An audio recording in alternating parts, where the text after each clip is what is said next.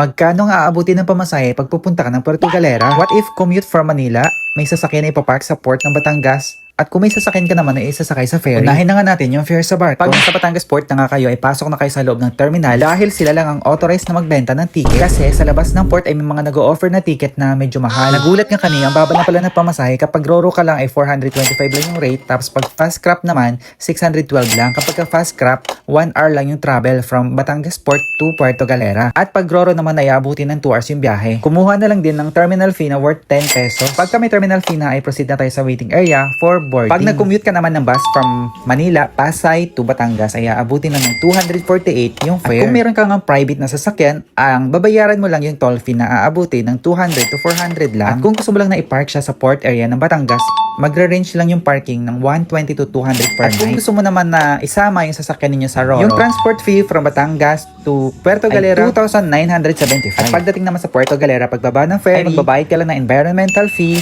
of 120. Tapos ay ma-enjoy mo na yung magandang beach ng Puerto Galera. Happy travel everyone!